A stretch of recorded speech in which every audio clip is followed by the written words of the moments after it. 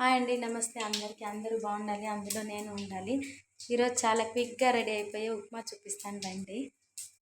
ముందుగా ఆయిల్ వేడి చేసుకొని పోపు దినుసులు వేసుకోవాలండి. తర్వాత పచ్చిమిరపకాయలు వేసుకోవాలి.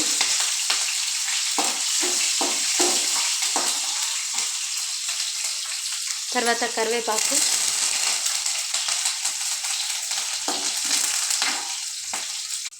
తర్వాత ఒక నిమిషం తర్వాత కట్ చేసి పెట్టుకున్న ఆనియన్స్ వేసుకోండి.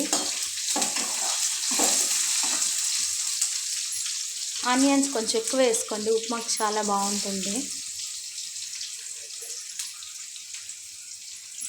ఆనియన్స్ తొందరగా కొంచెం మగ్గాలంటే కొంచెం సాల్ట్ స్ప్రింకిల్ చేసుకోండి, తొందరగా మగ్గుతాయి.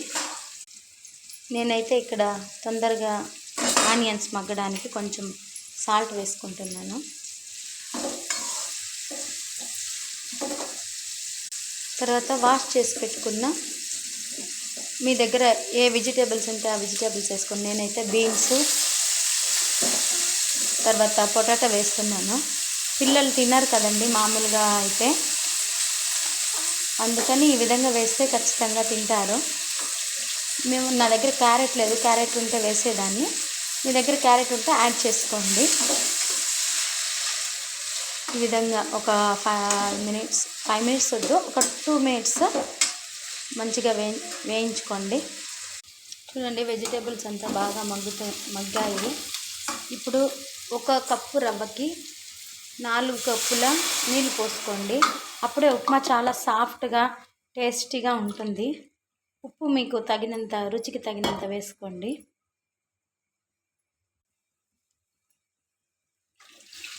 నేను ఇక్కడ 4 కప్పులు వేస్తున్నానండి. 1 కప్పు రవ్వకి 4 కప్పుల నీళ్ళు పోస్తున్నాను. చాలా సాఫ్ట్గా వస్తుంది, టేస్టీగాను ఉంటుంది. ఇప్పుడు ఉప్పు రుచి చూసుకొని మీకు సరిపోకపోతే ఇప్పుడే వేసుకోవచ్చు. ఇది కాసేపు మరగనివ్వాలి. తర్వాత మరిగిన తర్వాత రవ్వ యాడ్ చేసుకోవాలి. చూడండి, ఈ విధంగా మరగనివ్వాలి. తర్వాత రవ్వ ఈ విధంగా వేసుకుంటూ గరిటెతో కలుపుకుంటూ ఉండాలి. చాలా క్విక్గా అయిపోతుందండి, టేస్టీగానే ఉంటుంది.